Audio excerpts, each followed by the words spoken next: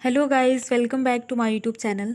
जैसा कि आप सभी जानते हैं कि 15 सितंबर से यूपीएससी 2023 की मुख्य परीक्षा शुरू हो गई है और मुख्य परीक्षा जो है वो 5 दिनों तक चलती है। और अगर आप एक यूपीएससी एस्पिरेंट हैं तो आपको पता होगा कि मुख्य परीक्षा में कुल 9 पेपर होते हैं, जिसमें पहला निबंध होता है और 4 पेपर जो हैं वो जीएस के होते हैं, यानी कि GS first, GS second, GS third और जीएस फोर्थ। और इसके साथ ही लैंग्वेज अंग्रेजी और हिंदी आप जो भी सेलेक्ट करना चाहो उसके पेपर होते हैं। एक ऑप्शनल के 2 पेपर होते हैं, तो कुल मिलाकर मुख्य परीक्षा में 9 पेपर देने होते हैं। तो इस वीडियो में हम सामान्य अध्ययन फर्स्ट पेपर के बारे में विस्तार से समझेंगे और प्रत्येक प्रश्न के क्या उत्तर हो सकते हैं उसको भी विस्तार से समझेंगे। अगर मोटे तौर पर सिलेबस की बात करें तो जीएस फर्स्ट पेपर में जो है वो history, geography, Indian heritage and culture और इसके साथ ही सोसाइटी से यानी 4 विषयों से प्रश्न पूछे जाते हैं। अगर हम पेपर के पैटर्न की बात करें तो जो समय होता है वो 3 घंटे निर्धारित होता है। जो नंबर है कि कितने नंबर आपको कितने अंक मिलेंगे, तो कुल 250 नंबर का होता है और इसमें जो प्रश्नों की संख्या होती है वो 20 होती है। तो एक दिन में 6 घंटे बैठकर लिखना ये बिना प्रैक्टिस के पॉसिबल नहीं होता है। इसलिए जो यूपीएससी का एग्ज़ाम है काफ़ी चुनौतीपूर्ण माना जाता है और आप सब जानते होंगे कि यूपीएससी का एग्ज़ाम सबसे कठिन एग्ज़ाम माना जाता है। अब हम बात करेंगे अपने प्रश्नों के बारे में, देखेंगे कि कौन कौन से प्रश्न हैं। अगर आप एक यूपीएससी एस्पिरेंट हैं तो आपको ट्रेंड के बारे में पता होना चाहिए कि किस टाइप के जो है वो प्रश्न पूछे जाते हैं, ठीक है। तो पहला प्रश्न देखते हैं।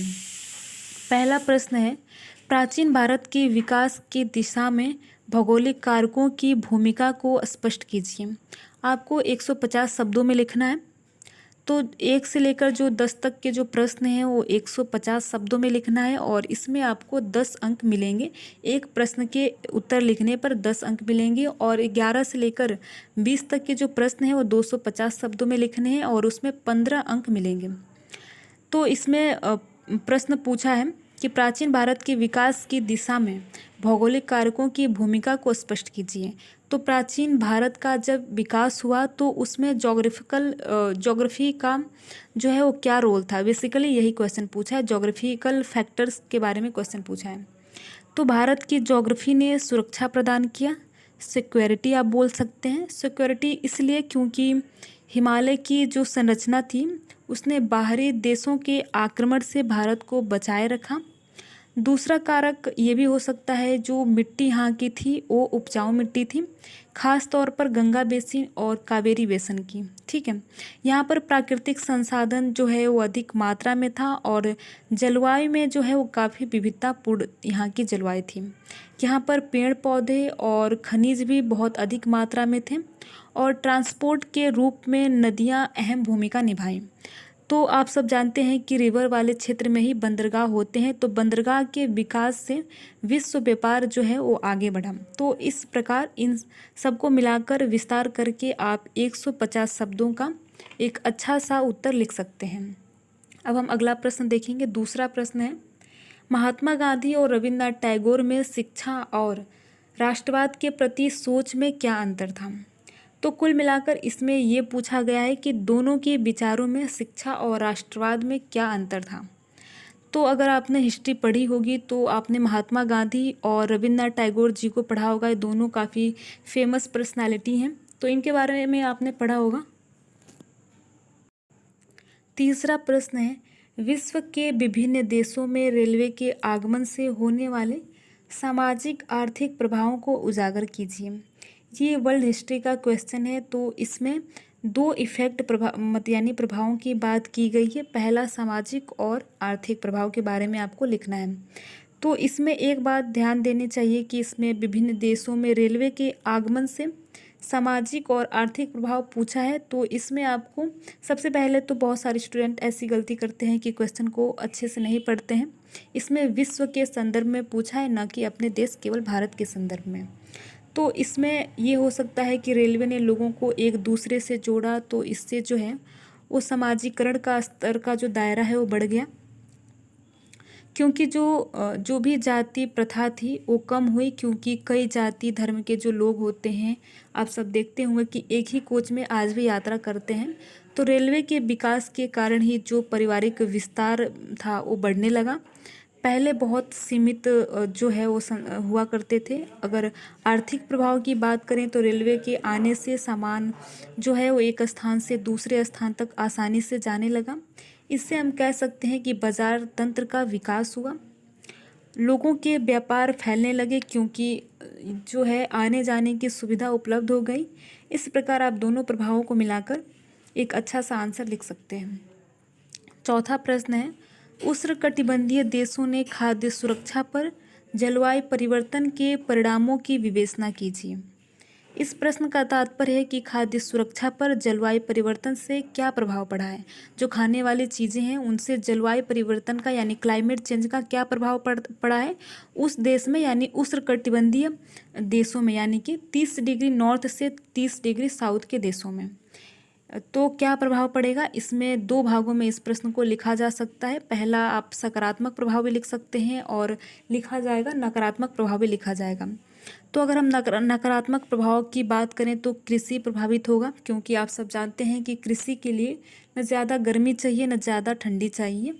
सीमित में जो है जलवायु होनी चाहिए, मीडियम में, ठीक है। और इससे पशुपालन भी बहुत ज़्यादा प्रभावित होगा।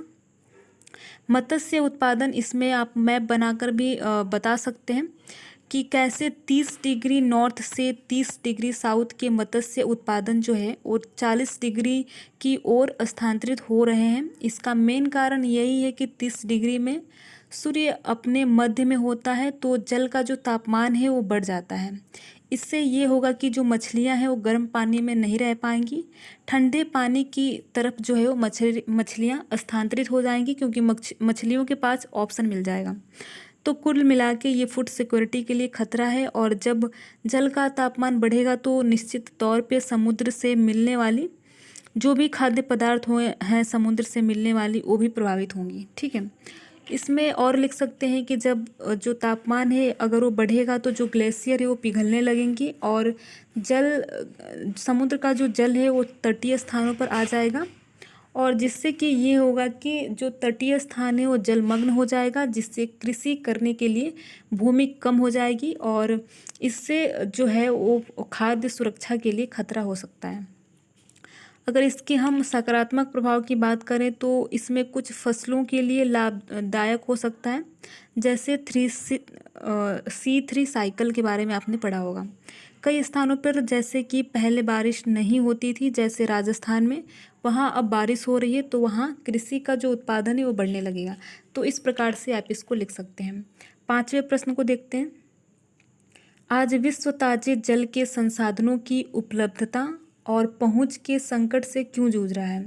इसमें 2 पॉइंट हैं, एक तो उपलब्धता और दूसरा इसमें पहुंच की संकट। यानी ताजे जल के संसाधनों की उपलब्धता तो है, लेकिन पहुंचने के संकट के बारे में आपको लिखना है। इसमें आप जो है वो आंकड़ों का प्रयोग कर सकते हैं कि FAO के जो रिपोर्ट आया है उसमें 2030 तक बताया जा रहा है कि 40% जो आबादी है उनको स्वच्छ जल प्राप्ति करने में बहुत ज़्यादा दिक्कत हो सकती है। विश्व के जल की उपलब्धता में क्या संकट आ सकता है, अब ये भी पूछा गया है। तो इसमें हम जलवायु परिवर्तन भी लिख सकते हैं। जलवायु परिवर्तन से ये हो रहा है कि जो हमारे ग्लेशियर हैं वो पिघल रहे हैं। आप सब जानते हैं कि अगर ग्लेशियर पिघल जाएंगे तो स्वच्छ जल नहीं मिल पाएगा, क्योंकि जितने बर्फ़ पर निर्भर नदियाँ हैं वो सूख जाएंगी, तो इससे जल की उपलब्धता कम हो जाएगी। दूसरा पॉइंट हम ये भी लिख सकते हैं कि जलवायु परिवर्तन के बाद जो दूसरा खतरा है वो प्रदूषण से है, क्योंकि बहुत ऐसी नदियां हैं जिनमें बड़ी बड़ी कंपनियों का जो कचरा है वो जाकर जमा हो रहा है और नदियां दूषित होती जा रही हैं। तो इससे भी ताज़े जल की उपलब्धता के लिए संकट पैदा होगा। तो इस प्रकार आप इसको विस्तार करके 150 शब्दों में लिख सकते हैं। और अगर इसमें पहुंच के संकट के बारे में देखें तो कि क्या दिक्कत हो सकती है, तो कई ऐसे विकासशील देश हैं जहां पर जल की उपलब्धता है, लेकिन जो ट्रांसपोर्ट का सुविधा है, ट्रांसपोर्ट की सुविधा यानी एक स्थान से दूसरे स्थान तक पहुंचने की सुविधा है वो उपलब्ध नहीं है। दूसरा ये है कि जल का जो व्यवसायीकरण है वो नहीं हो पाया है अधिक मात्रा में अगर देखा जाए तो। और इससे क्या होगा कि आप लिख सकते हैं कि जलवायु परिवर्तन को रोकने तथा जल को संचय करने की जो है कोशिश के बारे में आप लिख सकते हैं।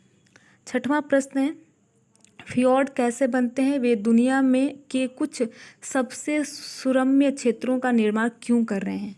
ये ज्योग्राफी का क्वेश्चन है, लैंड फॉर्म का क्वेश्चन है, यानी स्थलाकृति का क्वेश्चन है। ये बिल्कुल फैक्चुअल प्रश्न है। इसमें दो प्रश्नों की बात कही गई। पहला ये है कि फ्योर्ड कैसे बनते हैं, इसके बारे में आपको लिखना है। उसके बाद फ्योर्ड दुनिया के कुछ सबसे सुरम्य क्षेत्रों का निर्माण क्यों कर रहे हैं।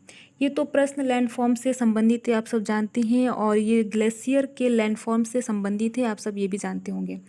तो इसमें आपने नॉर्वे के बारे में सुना होगा कि वहाँ पर जो फ्योर्ड है वो बना हुआ है। तो इससे जो वहाँ का फ्योर्ड है, इससे यूनेस्को द्वारा वर्ल्ड हेरिटेज साइट के रूप में भी रेखांकित किया गया है।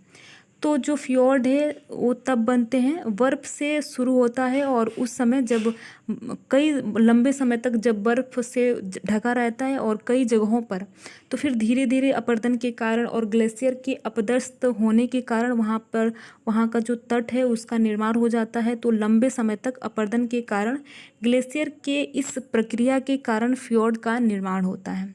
ठीक है, तो आप ज्योग्राफी के लैंडफॉर्म का चित्र है उसको भी आप बना सकते हैं। तो इस प्रकार से आप इस प्रश्न को लिख सकते हैं। अब हम बात करेंगे कि फ्योर्ड के निर्माण के कारण। तो इसमें फ्योर्ड बनते कैसे हैं आपको ये पता चल गया। तो आप जो है इसके आगे लिख सकते हैं कि इसके स्थिति के बारे में लिख सकते हैं और जलवायु परिवर्तन के बारे में लिख सकते हैं। ठीक है, सातवां प्रश्न है, दक्षिण पश्चिम मानसूनी भोजपुर क्षेत्र में पुरैया या पूर्वी क्यों कहलाता है। इस दिशापरक मौसमी पवन प्रणाली ने क्षेत्र के सांस्कृतिक लोकाचार को कैसे प्रभावित किया है। तो इसमें आपको लिखना है कि दक्षिण पश्चिम मानसून भोजपुर क्षेत्र में पुरैया जो है, पुरवैया या पूर्वी, उसको क्यों कहा जाता है, और इस दिशापरक मौसमी पवन प्रणाली ने क्षेत्र में सांस्कृतिक लोकाचार को कैसे प्रभावित किया है। तो कुल मिलाकर इसके दो प्रश्न बनते हैं। पहला ये है कि इसे पूर्वी या पुरवैया क्यों कहते हैं। दूसरा ये है कि इसके सांस्कृतिक लोकाचार को कैसे प्रभावित किया है। तो इसमें आप लिख सकते हैं कि जो दक्षिण पूर्वी मानसून है वो आप जानते हैं कि दो भागों में बटा हुआ है, अरब सागर और बंगाल की खाड़ी के रूप में। ठीक है, तो बंगाल की ओर से ही भोजपुर में ये हवा चलती है और वहीं से होकर जाती है, और हवा जो है पूरब की ओर से आती है। इसलिए इसे पूर्वैया या पूर्वी इसका नाम रखा गया है, और आप इसे मैप के द्वारा भी दिखा सकते हैं। और सांस्कृतिक लोकाचार को कैसे प्रभावित करती है, तो ये मानसूनी हवा भोजपुर के लिए बहुत महत्वपूर्ण है, क्योंकि जब ये मानसून घुसती है तो वहाँ पर वर्षा होती है, और वर्षा कृषि के लिए आवश्यक होता है। तो कुल मिलाकर ये सांस्कृतिक जीवन से जुड़ा हुआ है। जब मौसम आती है तो कई तरह के गीतों का, जो लोकल गीत होते हैं आप सब जानते होंगे कि उनका आयोजन किया जाता है। तो बहुत सालों तक ये परंपरा चलती आ रही है, तो वहाँ का ये अब कल्चर बन गया है। ठीक है, तो इस प्रकार से आप इस प्रश्न को लिख सकते हैं। आठवां प्रश्न है, क्या आप सोचते हैं कि आधुनिक भारत में विवाह एक संस्कार के रूप में अपना मूल्य खोता जा रहा है। ये प्रश्न बहुत अच्छा है। इसका उत्तर आसानी से बिल्कुल कॉमन सेंस से लिखा जा सकता है। इसमें आप इसके दोनों पहलुओं को लिख सकते हैं और लास्ट में एक आप अच्छा सा निष्कर्ष भी लिख सकते हैं। ठीक है, नौवां प्रश्न है, भारतीय समाज में नव युवतियों में आत्महत्या क्यों बढ़ रही है। ठीक है, इसमें आपको बताना है कि भारतीय समाज में जितने भी नव युवतियाँ हैं उनमें आत्महत्या का जो दर है वो क्यों बढ़ रहा है। ये प्रश्न काफ़ी अच्छा है। इस तरह के प्रश्न भी पूछे जाने चाहिए जिससे लोगों का जो ध्यान है वो इस तरफ भी जाए। इसके कारण के बारे में बताना है और आप आंकड़ों का प्रयोग करके लिख सकते हैं। तो 2021 के आंकड़ों के अनुसार 45,000 महिलाओं ने आत्महत्या की है। तो आप NCRB का जो रिपोर्ट है उसका प्रयोग करके भी इसका अच्छा सा आंसर लिख सकते हैं। और जैसा कि आप जानते हैं कि हमारा जो समाज है वो पितृसत्तात्मक है, तो आज भी महिलाओं की जो स्वतंत्रता है वो बाधित है। आप इसमें घरेलू हिंसा ये सबको भी जोड़कर लिख सकते हैं। अब हम देखते हैं 10वां प्रश्न। ठीक है, 10वां प्रश्न है, बच्चों को दुलारने की जगह अब मोबाइल फ़ोन ने ले ली है। बच्चों के समाजीकरण पर इसके प्रभाव की चर्चा कीजिए।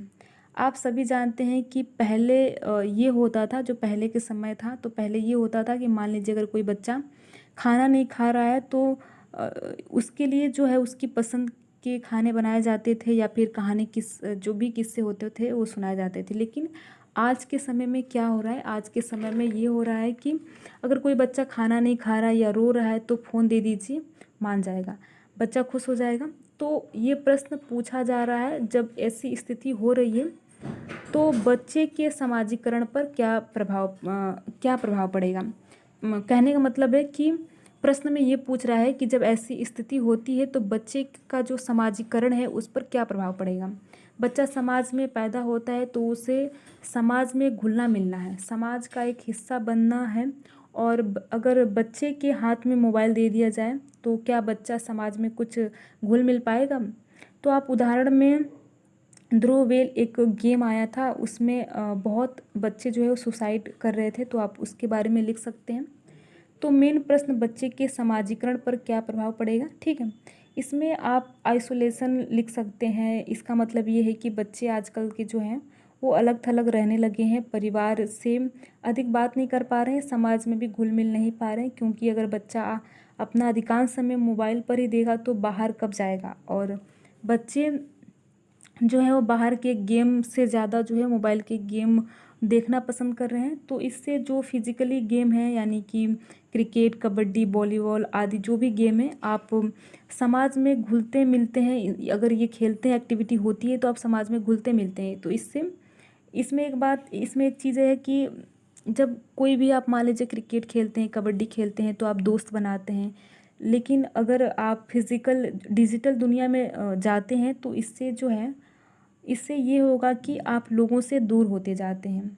तो इस प्रकार से इसमें क्या बच्चा सोसाइटी में जान पहचान बना पाएगा, तो और ना ही बच्चा जो है वो घुल मिल पाएगा। तो इस प्रकार से आप इसको थोड़ा विस्तार करके इस प्रश्न को लिख सकते हैं। 11वां प्रश्न है, वैदिक समाज और धर्म की मुख्य विशेषताएं क्या हैं। क्या आप सोचते हैं कि उनमें से कुछ विशेषताएं भारतीय समाज में अभी भी प्रचलित हैं। तो ये प्रश्न बहुत अच्छा है।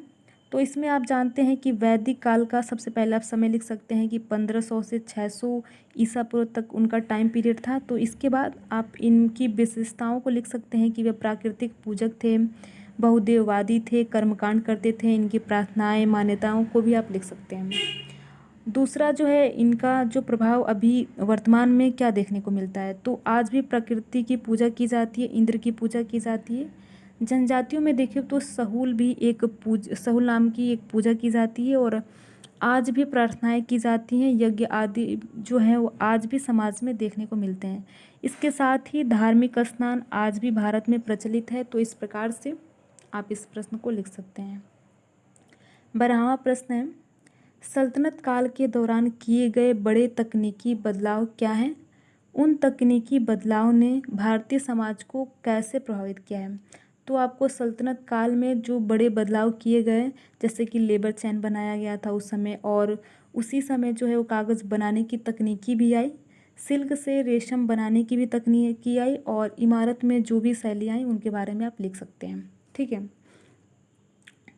और अगले क्वेश्चन के बारे में हम बात करेंगे। 13वां प्रश्न है, भारत में औपनिवेशिक शासन ने आदिवासियों को कैसे प्रभावित किया। औपनिवेशिक उत्पीड़न के प्रति आदिवासी प्रक्रिया क्या थी, ठीक है। तो इसमें 2 प्रश्न हैं। पहला, औपनिवेशिक शासन ने आदिवासियों को कैसे प्रभावित किया। इसमें जो आदिवासियों की जो प्रतिक्रिया थी वो क्या थी। दूसरा ये है कि इसमें आदिवासियों की प्रतिक्रिया क्या थी। तो इसके प्रभाव में आप सकारात्मक और नकारात्मक दोनों पहलुओं को लिख सकते हैं। नकारात्मक प्रभाव में अगर हम बात करें तो इनकी जो सामूहिक भूमि की अवधारणा थी, संपत्ति की अवधारणा थी, वो खत्म हो गई। दूसरा ये लिख सकते हैं कि इनके द्वारा जो भी मादक चीज़ें बनाई जाती थी, नशीले चीज़ें बनाई जाती थी, उन पर टैक्स लग गया। और इनका जो उत्पीड़न, जब इंदिराकर साहूकार जो हैं, आपने मध्यकालीन इतिहास में पढ़ा होगा कि जब इनका उत्पीड़न होने लगा तो और संसाधन के लिए जब वनों को काटे जाने लगा तो इनका भी आप प्रभाव लिख सकते हैं। बाद में जनजातियों की सामूहिक धर्म परिवर्तन भी कराया जाने लगा, खासतौर पर ईसाई धर्म। संथाल विद्रोह, कोल विद्रोह, इन सब चीज़ों के बारे में आप थोड़ा करके मिला के लिख सकते हैं, ठीक है। 14वें प्रश्न को देखेंगे। भारत की लंबी तट रेखीय संसाधन क्षमताओं पर टिप्पणी कीजिए और इन क्षेत्रों में प्राकृतिक खतरे की तैयारी की स्थिति पर प्रकाश डालिए। तो इसमें 2 प्रश्न हैं। पहला ये है कि भारत के तटीय रेखा उसमें क्या क्षमता है, और मान लीजिए कि खनन करते समय कोई खतरा आ जाए तो उसकी तैयारी किस प्रकार से होनी चाहिए। ये बेसिकली प्रश्न में पूछा है लिखने को, ठीक है। पहला कि इंडिया के कोस्टल लाइन में कौन कौन से संसाधन उपलब्ध हैं और भविष्य में इसे कैसे बढ़ाया जा सकता है, इसके बारे में आप लिख सकते हैं। और जैसा कि आप जानते हैं कि भारत के तट में कोस्टल जो एरियाज़ होते हैं वहाँ में जो कई तरह के संसाधन पाए जाते हैं, जैसे मत्स्य संसाधन, औषधि आदि। तो वहाँ पर कई तरह के एलिमेंट्स मिल रहे हैं, तो इसमें आप कुछ आंकड़ों का भी प्रयोग करके लिख सकते हैं। अगर तैयारी की बात करें कि खतरे के लिए किस प्रकार की तैयारी होनी चाहिए, तो इसमें आप दोनों पहलुओं को लिख सकते हैं कि जो अभी तैयारी की योजना बनाई गई है और जो पहले की जो तैयारी खतरों के लिए तैयारी की जाती थी उसके बारे में। तो तटीय क्षेत्रों में नेवी है जो वहाँ पर प्रोटेक्ट करती है। तो आप इस प्रकार से इन पॉइंट को विस्तार करके लिख सकते हैं, ठीक है। 15वां प्रश्न देखेंगे। भारत में प्राकृतिक वनस्पति की विविधताओं के लिए उत्तरदायी कारकों को पहचानिए और उनकी विवेचना कीजिए, ठीक है। भारत के वर्षा वन क्षेत्रों में वन्यजीव अभयारण्य के महत्व का आकलन कीजिए। पहला कि वनस्पति की विविधताओं के लिए कौन कौन से कारक हैं, इसके बारे में लिखना है। दूसरा, इन वर्षा क्षेत्रों में वन्यजीव अभयारण्यों का क्या महत्व है। कारक में आप लिख सकते हैं कि विभिन्न प्रकार के जलवायु हैं, उच्चावच भी लिख सकते हैं यानी हाइट। कई जगह आप देखते हैं कि कहीं पहाड़ है तो कहीं पठार है तो कहीं पर्वत है। मैग्रोव वन भी आप लिख सकते हैं, उनका भी जिक्र कर सकते हैं। तो आप लिख सकते हैं कि विविधता के कारक भी लिख सकते हैं। अगर हम इसके महत्व के बारे में बात करें तो वन्य जीव जो है वो बीजों को बिखेरते हैं, जिससे कि हमेशा के लिए जो जंगल है वो बना रहता है। तो इस प्रकार से आप इस प्रश्न को लिख सकते हैं। 16वां प्रश्न देखेंगे। भारत में मानव विकास आर्थिक विकास के साथ कदमताल करने में विफल क्यों है। इसमें यह है कि आर्थिक विकास तो हो रहा है लेकिन मानव विकास नहीं हो रहा है। कई बार ऐसा होता है कि मान लीजिए कोई व्यक्ति है, पैसे तो कमा रहा है, आर्थिक रूप से वो सशक्त है, लेकिन मानवीय विकास HDI के रूप में आप लिखते हैं तो इसमें माना जाता है कि आपका स्किल अच्छा है, बेहतर शिक्षा प्राप्त है।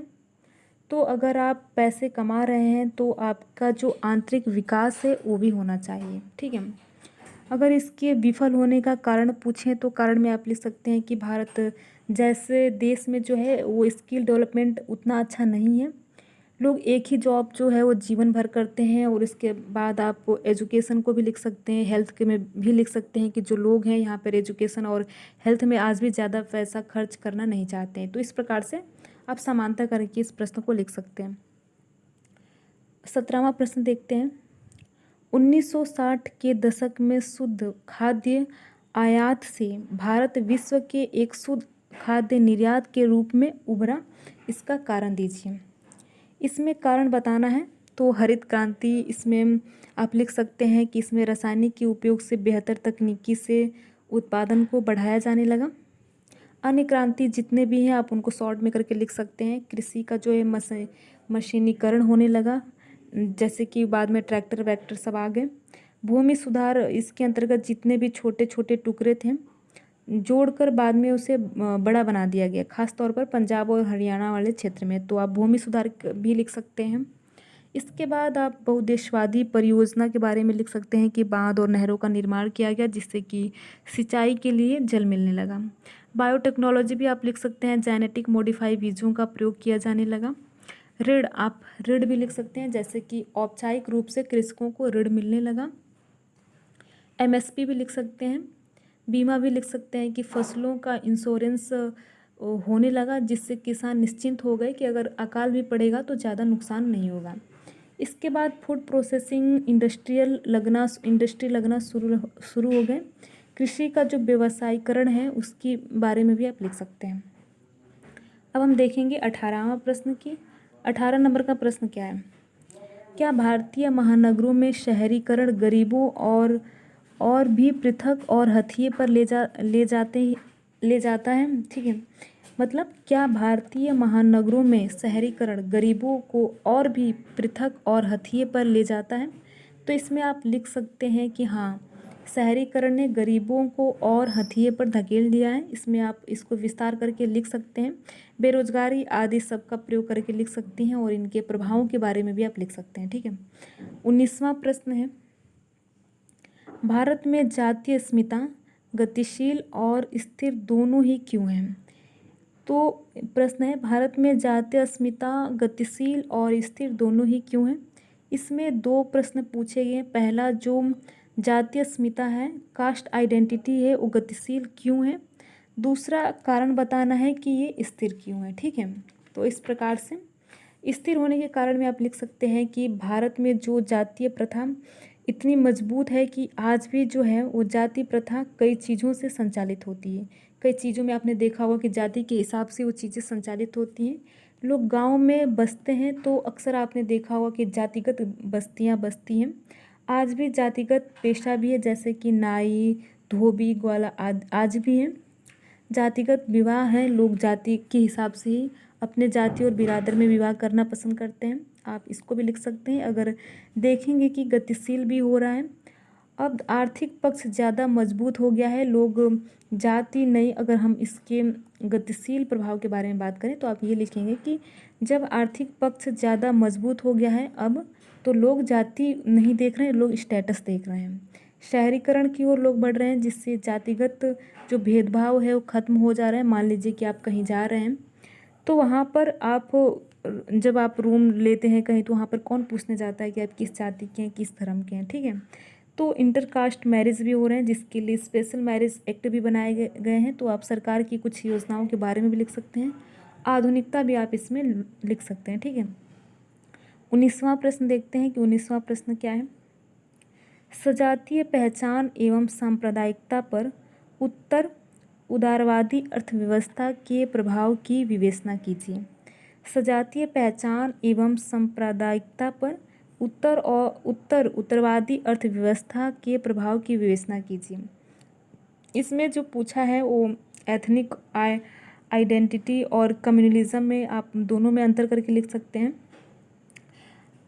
एथनिक आइडेंटिटी में आप लिख सकते हैं कि 1992 में यानी 90s के दशक में उस समय आर्थिक पक्ष काफ़ी प्रभावित हो गया था और सामाजिक पक्ष कमज़ोर होता गया। इससे पॉजिटिव और नेगेटिव दोनों इम्पैक्ट को आप जोड़कर लिख सकते हैं।